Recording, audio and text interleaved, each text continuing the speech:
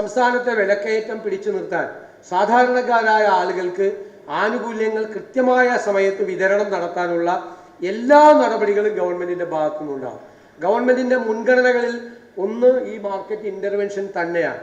അതിന് സിവിൽ സപ്ലൈസിന് വകുപ്പിനെയും സപ്ലൈകോയെയും കൂടുതൽ ശക്തിപ്പെടുത്താനുള്ള നടപടികൾ ഭാവിയിൽ ഉണ്ടാകും. ഞങ്ങളുടെ ആഗ്രഹം ഈ സർക്കാർ 1 വർഷം പൂർത്തിയാകുമ്പോൾ ഇതുവരെ ചെയ്യാത്ത തരത്തിലുള്ള ഏറ്റവും നന്നായ മാർക്കറ്റിൽ ഇടപെടുന്ന ഒരു വലിയ ഏജൻസിയായി, നമ്മുടെ രാജ്യത്തിന് മുഴുവൻ മോഡലായ ഒരു ഏജൻസിയായി സപ്ലൈകോയെ മാറ്റണം എന്നാണ് ഞങ്ങൾ ആഗ്രഹിക്കുന്നത്.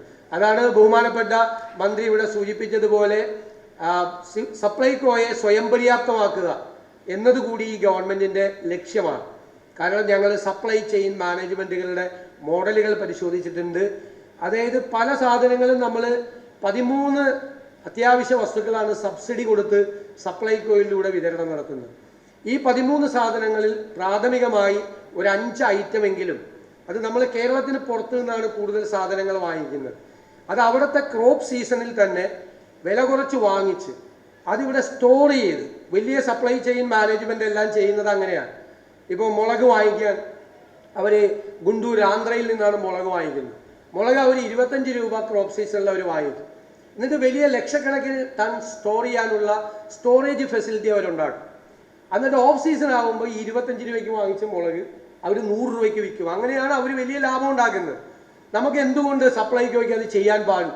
അപ്പോൾ നമ്മൾ മാനിഫെസ്റ്റോയിലും ഗവൺമെന്റിന്റെ ബജറ്റിലും ഒക്കെ പറഞ്ഞിരിക്കുന്ന ഒരു പ്രധാനപ്പെട്ട കാര്യമാണ്.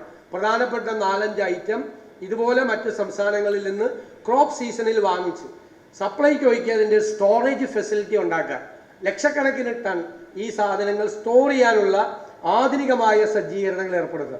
അതിനാവശ്യമായ സഹായം ഗവൺമെന്റ് നൽകും. എല്ലാ സഹായവും മറ്റ് ഏജൻസികൾ വഴി ഗവൺമെന്റ് നൽകും. അപ്പോൾ 100 രൂപയ്ക്ക് അവർ വിൽക്കുന്ന സാധനം 75 രൂപയ്ക്ക് സപ്ലൈകോയ്ക്ക് മാർക്കറ്റിൽ കൊടുക്കാൻ പറ്റും.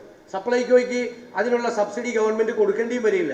അപ്പോൾ ഗവൺമെന്റിനും അതിനകത്ത് ലാഭം ഉണ്ടാക്കാൻ പറ്റും. സപ്ലൈകോയ്ക്ക് ഏറ്റവും കുറഞ്ഞ ചെലവിൽ ഈ നിത്യോപയോഗ സാധനങ്ങൾ വിതരണം ചെയ്യാൻ കഴിയും.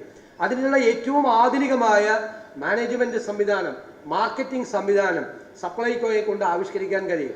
കാരണം ഇത്രമാത്രം ഇൻഫ്രാസ്ട്രക്ചറുള്ള അല്ലേ ഒരു കേരളം മുഴുവൻ മാവേലി സ്റ്റോറുകളും അതിൻ്റെ സംവിധാനങ്ങളുള്ള ഏറ്റവും സുപ്രധാനമായ ഒരു സ്ഥാപനമാണ്.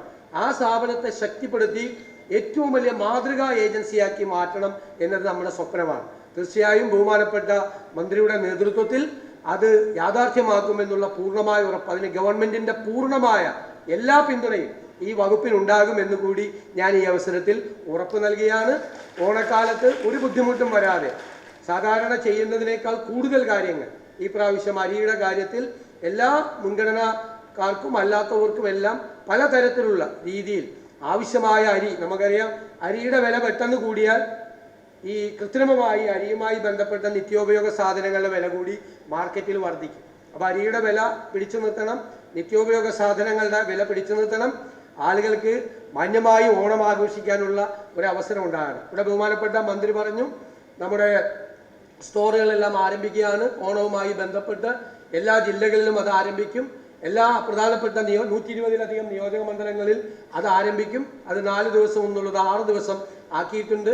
മാർക്കറ്റിൽ നല്ല ഇടപെടൽ നടത്തി ഓണക്കാലം നന്നായി മാറ്റാൻ വേണ്ടിയിട്ടുള്ള ശ്രമമാണ് വകുപ്പ് നടത്തുന്നത്. അതിനുള്ള എല്ലാവരുടെയും പിന്തുണ ഉണ്ടാകണം എന്നുകൂടി ഞാൻ വിനയപൂർവ്വം അഭ്യർത്ഥിച്ചുകൊണ്ട് ഈ പുതിയതായി നമ്മൾ പെടുത്തിയ അർഹരായ 73,024 കുടുംബങ്ങളുടെ പൊതുവിഭാഗം റേഷൻ കാർഡുകൾ മുൻഗണനാ വിഭാഗത്തിലേക്ക് മാറ്റി അവർക്ക് കാർഡുകൾ വിതരണം നടത്തുന്ന ഈ ചടങ്ങ് ഞാൻ നിങ്ങളുടെ എല്ലാവരുടെയും അനുവാദത്തോടെ ഉദ്ഘാടനം ചെയ്തതായി അറിയിക്കുന്നു. നന്ദി.